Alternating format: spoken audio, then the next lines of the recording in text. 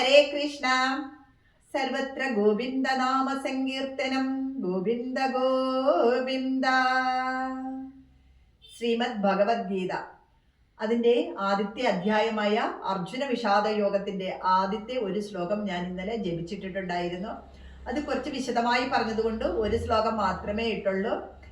ധർമ്മക്ഷേത്രേ കുരുക്ഷേത്രേ സമവേദായുത്സവഃ മാമഖ പണ്ഡവ ചൈവ കിമകുർവത സഞ്ജയ. ധർമ്മക്ഷേത്രേ കുരുക്ഷേത്രേ സമവേദായുത്സവഃ മാമഖ പണ്ഡവ ചൈവ കിമകുർവത സഞ്ജയ.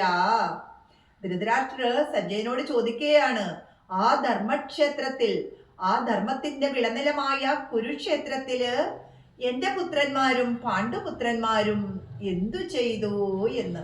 അപ്പൊ രണ്ടാമത്തെ ശ്ലോകം അതിനുത്തരം പറയുകയാണ്. അപ്പൊ എല്ലാവരുടെയും സംശയമാണ്, അപ്പൊ ഇത് ജപിച്ചാൽ നമുക്ക് എങ്ങനെയാ ഭക്തി കിട്ടുക എന്ന്.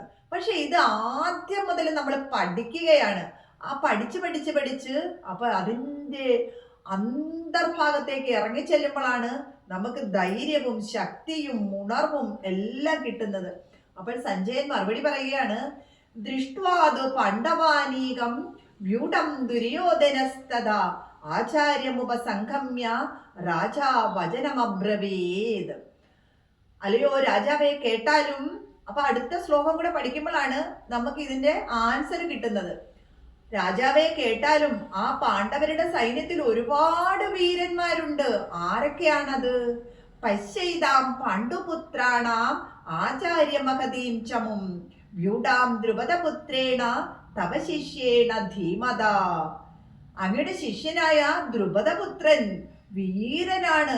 അതുപോലെ ഒരുപാട് വീരന്മാര് ആ കൂട്ടത്തിലുണ്ട്. അതെല്ലാം നോക്കിക്കണ്ടാലും നമുക്ക് നോക്കിക്കാണാം. ഹരേ കൃഷ്ണ.